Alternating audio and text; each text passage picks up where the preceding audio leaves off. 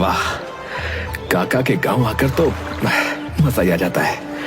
और इस नदी के ठंडे ठंडे पानी में तो जैसे कोई जादू है। इसमें नहाकर शक्ति सी आ जाती है। ए भाई तुम तो कुछ जाने पहचाने लग रहे हो। कौन हो भाई तुम? अरे पहचाना नहीं? तुम मुझे भूल गए? अरे मैं मनोज हूँ, मनोज यार। हैं? अरे तुम कहीं काशी काका के भतीजे तो नहीं हो? हाँ, मैं वही हूँ। तुम्हें याद है बचपन में मैं जब भी इस गांव में आता था, तुम और मैं मिलकर इस नदी में घंटों तैरा करते थे यार। हाँ हाँ हाँ भाई, अरे मुझे याद कैसे नहीं होगा यार। अरे वो भी क्या दिन थे यार। अच्छा चलो, आज हम फिर से बचपन की वही यादें ताजा करते हैं। चलो चलो। दोनों नदी में तैरने लगे। यार गोलू, मुझे ना इस नदी की जगह बड़ी अच्छी लगती है यार। इसके आर पार ये दो हरे भरे गांव और बीच में नदी बहुत ही सुंदर लगती है, नहीं? अरे तुझे पता है, पहले ये दोनों गांव एक ही गांव था भैया। हाँ, और यहाँ ये नदी भी नहीं थी। इसके पीछे बहुत पुरानी कहानी है यार। है? कहानी? कौन सी कहानी? यार मुझे तो ठीक से पता नहीं, तू काका से पूछ लेना। अच्छा, बड़े बुजुर्गों को वो कहानी ज्यादा अच्छे से पता है। चल अब चलते हैं यार अपने अपने घर।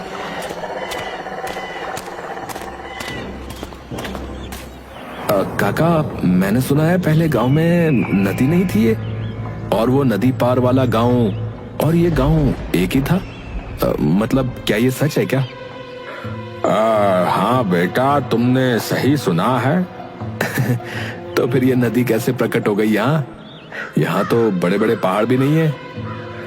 हाँ, ये राज की बात है बेटा। बताओ ना काका, आखिर ये कैसे हुआ? बताओ ना। अरे मतलब जमीन का एक टुकड़ा दो हिस्सों में कैसे बढ़ गया और उनके बीच में नदी? बेटा, इसके पीछे एक बहुत पुरानी कहानी है। कहानी? फिर तो मुझे भी सुननी है ये कहानी। कहानी प्रेम कहानी। बल्कि ये कहो कि कहानी नहीं, प्रेम कहानी। सच्चे और पवित्र प्रेम की कहानी। बद्री और वल्लभी की कहानी। हाँ हाँ काका, बताइए ना। अच्छा तो फिर सुनो।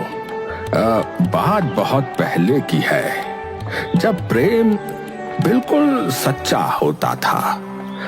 ऐसा प्रेम जिसमें एक दूसरे से कुछ पाने की इच्छा नहीं होती थी, ना कुछ कहने की कोई ख्वाहिश होती थी और ना ही कुछ सुनने की। बिना बोले आंखों आंखों में ही बातें हो जाती थी ऐसे प्रेम में। और ऐसे प्रेम में न स्वार्थ होता था, न लाभ, न हानि। अब पहले यहाँ एक बहुत बड़ा गांव था, प्रसादपुर करके। एक ही गांव में लोग अलग अलग जातियों में बटे हुए थे और यहाँ दो मुख्य जातियां थीं। एक थी मलदार और एक थी सतनाम। फिर क्या हुआ काका?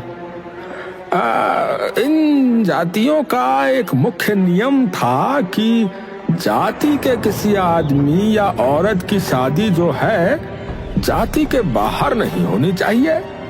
इसे अच्छा नहीं माना जाता था इस गांव में। फिर काका, एक गांव के दो गांव कैसे हो गए? हाँ, अब सुन। मालदार जाति का एक लड़का था बद्री। बचपन में ही बेचारा अनाथ हो गया था। बहुत ही ताकत वाला, समझदार और अच्छे स्वभाव का लड़का था वो। हर किसी की मदद करने वाला सुंदर नौजवान। उसे लोग गांव का रक्षक भी कहते थे भाई। अरे ये क्या हुआ? अरे भैया, अच्छा हुआ तुम मिल गए। देखिए ना, पहिया गड्ढे में धंस गया है, निकल ही नहीं रहा है। थोड़ी सहायता कर दीजिए। बदरी और गाड़ी वाले ने मिलकर पहिया गड्ढे से निकाला। बदरी भैया, ओ बदरी भैया, जल्दी चलो, तुम्हें मुखिया जी ने बुलाया है। क्या? मुखिया जी ने मुझे बुलाया है?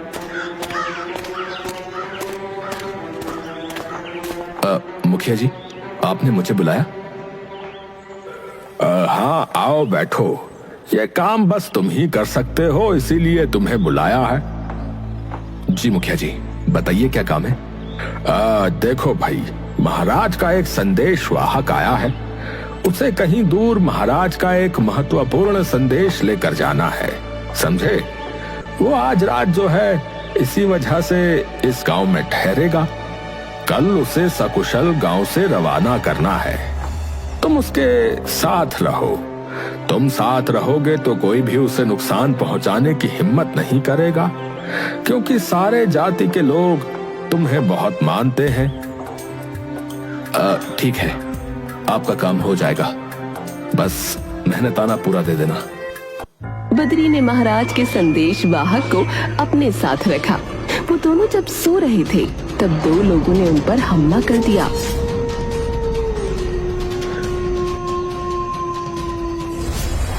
कौन हो तुम नादान? जानते नहीं ये व्यक्ति इस समय इस गांव का अतिथि है। तुम चुप रहो, हमें हमारा काम करने दो। मेरा कहा मानो तो इस संदेश वाहक को हमारे हवाले कर दो और तुम यहाँ से भाग जाओ, वरना अच्छा नहीं होगा। मूर्ख व्यक्तियों, मेरे रहते तुम इसे छू भी नहीं पाओगे। मैं इस समय अपनी तलवार का उपयोग नहीं करना चाहता। चुपचाप यहाँ से चले जाओ। आदमी ने बदरी पर हमला किया तो उसने अपनी तलवार के पहली बार में ही उसका हाथ काट दिया। जो हाथ मेरे गांव, मेरी धरती को बदनाम करने के लिए उठेगा, मैं उसे किसी काम का नहीं रहने दूंगा। उसने तलवार से दूसरे आदमी को भी घायल कर दिया।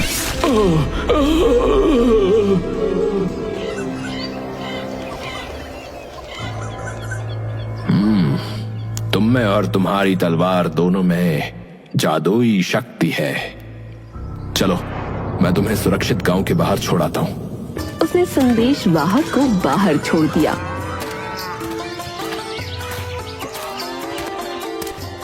मैंने जितना तुम्हारे बारे में सुना था, तुम उससे भी अधिक साहसी, शक्तिशाली और समझदार युवक हो। तुम में और तुम्हारी तलवार में बहुत धार है। धन्यवाद मुखिया जी। थका हारा बदरी गांव के दूर जंगल में कुछ पल शांति से बिताने के लिए गया।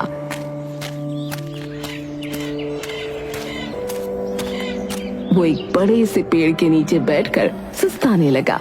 थोड़ी देर बाद उसे किसी लड़की के गुनगुनाने की आवाज आई। अरे, इस निर्जन वन में गुनगुनाने की आवाज? कहीं ये किसी खतरे की आहट तो नहीं? उसने छिपते हुए देखा कि एक बहुत सुंदर सी लड़की वल्लभी जंगल का चित्र बनाते हुए गुनगुना रही थी। बदरी उसे देखता ही रह गया। तभी जोर से आंधी आई तो चित्र उड़ गया। बदरी ने उसे भाग कर उठाया। कौन हो तुम? चित्र बहुत सुंदर है, तुम इसमें रंग क्यों नहीं भरती? किसी लड़की को छिपकर देखते हुए तुम्हें लज्जा नहीं आई? तुम इस चित्र में रंग भरो। मैं तुम्हारी बात मानने के लिए बाध्य नहीं हूँ। इस चित्र में रंग भरो ना। बड़े ढीठ हो तुम। वो जाने लगी। तुम्हारा नाम क्या है? मुझे अपनी जाति से बाहर किसी भी आदमी से बात करने की अनुमति नहीं है। बताओ ना, तुम्हारा नाम क्या है? वल्लभी ने उसे घूर कर देखा और आगे बढ़ गई। तुम्हारा नाम? वल्लभी। मेरा नाम बदरी है। कल इसी समय यहाँ फिर से आओगी? वो तो बदरी है। पूरे गांव में उसका कितना नाम है। उसके साहस की कितनी कहानियां सुनी है। मुझे तो लगता है कि बदरी कोई बहुत ही गंभीर व्यक्ति होगा, पर ये तो बहुत ही प्यारा और मासूम दिखता है। आज दिन बहुत लंबा हो गया है। ये शाम कब होगी? वल्लभी, बहुत प्यारा नाम है, जैसी वो खुद है। ओ बदरी, आज काम नहीं करना क्या? नहीं, आज मन नहीं है कुछ। अरे स्वास्थ्य तो ठीक है। हाँ ठीक है, स्वास्थ्य ठीक है पर मन नहीं है। ये तुमको क्या हुआ भाई? यही तो जानना है कि मुझे क्या हो गया है। वो शाम को जंगल में उस जगह पर आया, वहाँ कोई नहीं था। अरे वल्लभी नहीं आई। उसके ना आने से मुझे इतनी बेचैनी क्यों हो रही है? गला प्यास से सूखा जा रहा है। तभी किसी के आने की आहट हुई। बद्री ने देखा कि वो वल्लभी थी। वो चुपचाप चित्र में रंग भरने लगी और बद्री उसे देखता रहा। वो जाने लगी। अब कल आओगी ना? वो मुस्कुराई और भाग गई। दोनों इसी तरह जंगल में मिलते रहे। उन दोनों में कोई बात नहीं होती, बस एक दूसरे की आंखों में देखते और खुश हो जाते। मुखिया जी, इस वर्ष सूखा पड़ गया है। बिल्कुल भी बरसात नहीं हुई। खेतों में फसलें सूखती जा रही हैं। तालाब और कुओं के पानी से खेतों को सींचा गया तो पीने के पानी का संकट हो जाएगा। तो मुखिया जी, आपको पता है कई स्थानों पर तो कुएं और तालाब भी सूखने लगे। न जाने इस गांव से क्या पाप हो गया है जो इस वर्ष इंद्रदेव इतने नाराज हो गए हैं। पानी की कमी से फसलें सूख गईं, पेड़ पौधे मुरझा गए, गांव में त्राही मच गई। लोगों के घरों में पीने का पानी भी खत्म होने लगा। गांव के कुछ नौजवान इकट्ठा होते हैं। चलो जंगल में चलकर देखते हैं। चलो जंगल में चलकर देखते हैं। वहाँ एक तालाब है, उसमें जरूर पानी होगा। वो जंगल में पानी ढूंढ रहे थे। तभी उन्हें एक जगह बद्री और वल्लभी दिख गए तो वो छिप गए। उनके जाने के बाद ये वल्लभी है, हमारी जाति की लड़की। ओहो, तो जंगल में ये प्रेम कहानी चल रही है। जंगल में मंगल हो रहा है। ये मालदार जाति का बद्री है। बद्री, इसकी तलवार के वार से कोई नहीं बचता। पूरे गांव में इसका बहुत नाम है भाई। बद्री को छेड़ना अपनी जान संकट में डालना है। चलो उस वल्लभी के घर वालों को बताते हैं और अपनी जाति के सरदार को भी। हमारी जाति में लड़कों की कमी है क्या है जो इस बद्री के साथ है? पूरे गांव में बद्री और वल्लभी के प्रेम की बात आग की तरह फैल गई।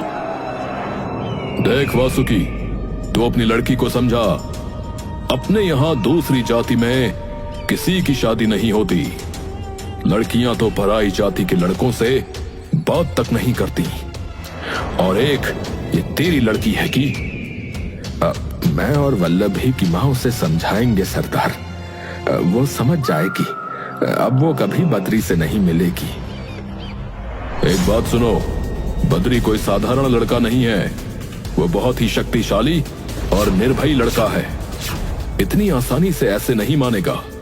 अब तो आप ही कोई मार्ग बताइए। हम ताकत और शस्त्र से उसका मुकाबला नहीं कर सकते, परंतु एक उपाय है। तुम वल्लभी का ब्याह जल्दी से तय कर दो, अगले सप्ताह ही। अब इतनी जल्दी वल्लभी को भी समझाना होगा। पूरी जाति में तुम्हारी बदनामी हो रही है। लोग थू थू कर रहे हैं। और अगर और भी लड़कियां ऐसा करने लगी तो अगर तुम एक सप्ताह में उसका विवाह कर दो तो ठीक, वरना हम तुम्हें इस जाति से बहिष्कृत कर देंगे, समझे? घर में वल्लभी रोने लगी। इस लड़की ने तो पूरी बिरादरी में मेरी नाक कटवा दी। इसे समझाओ कि रोना बंद करे और विवाह की तैयारी करे।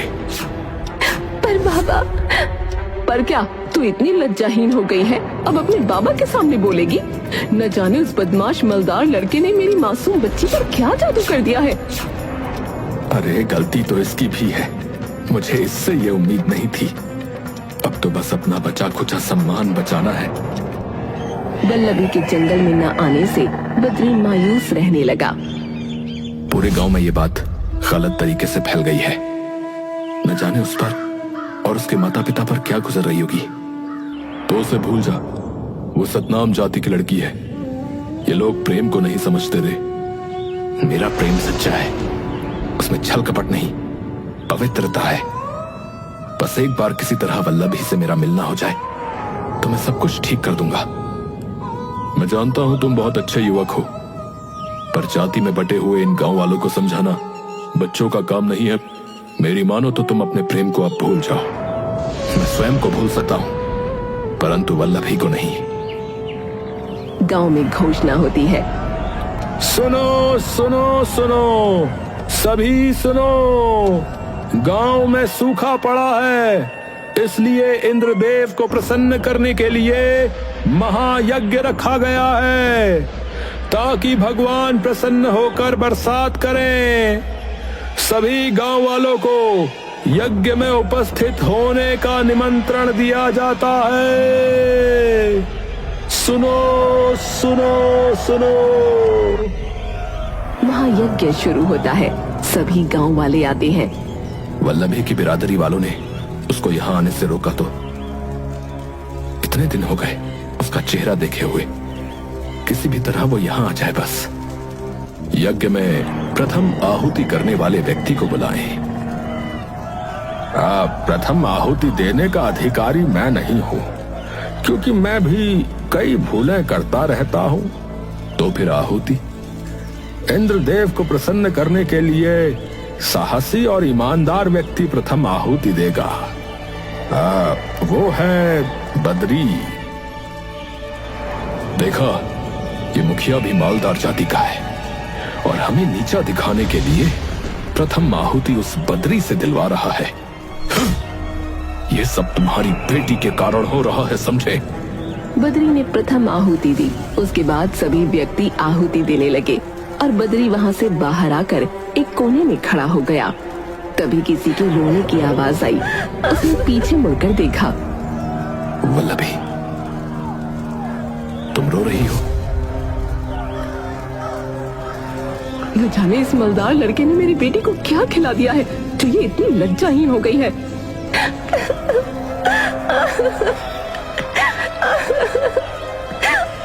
वल्लभी और जोर से रोने लगी। आप इसे कुछ मत कहिए, मैं आपको समझाता हूँ। दुष्ट मुझे समझाएगा? अपने माता पिता को तो बचपन में ही खा गया, अब मेरी फूल सी कोमल वल्लभी का जीवन दुष्कर कर दिया। अरे आप मेरी बात तो सुनिए। चल हट, मैं तेरी तलवार से नहीं डरती।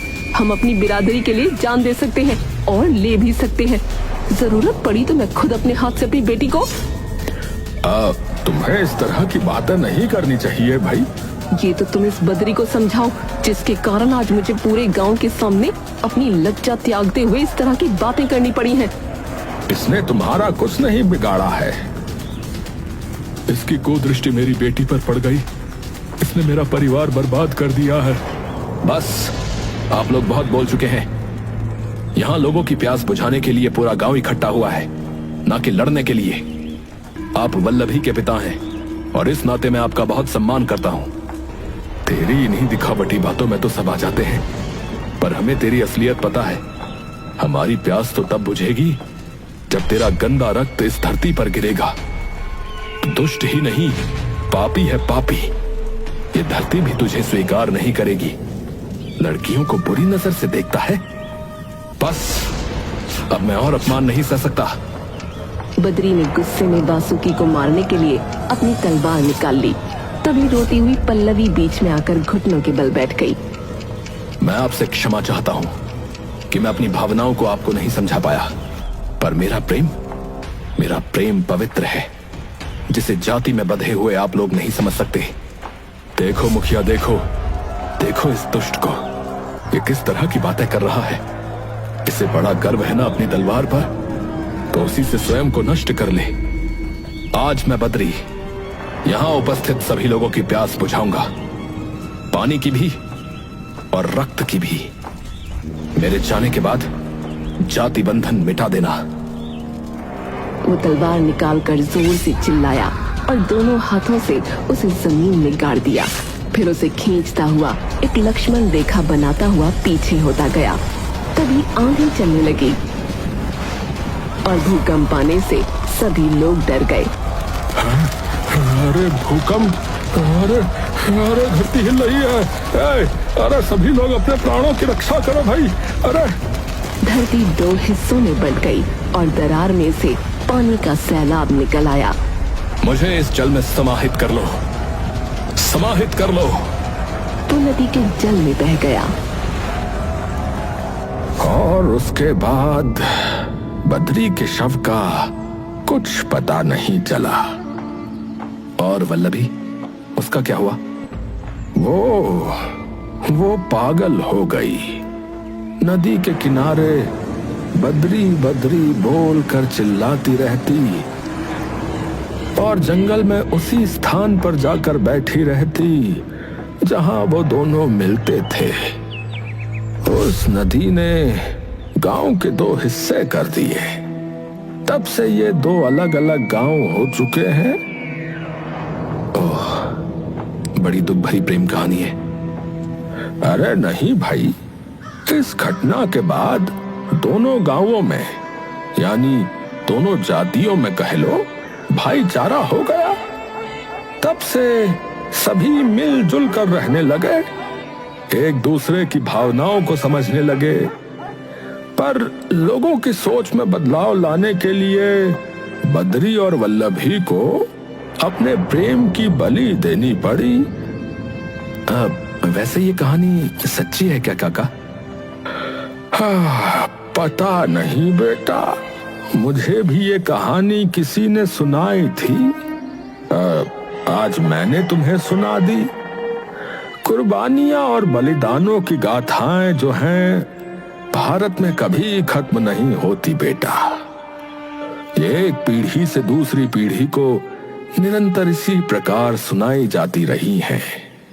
हम सबको बस इनसे सबक लेना चाहिए, ताकि फिर कभी किसी बद्री और वल्लभी को अपने प्रेम का बलिदान न करना पड़े।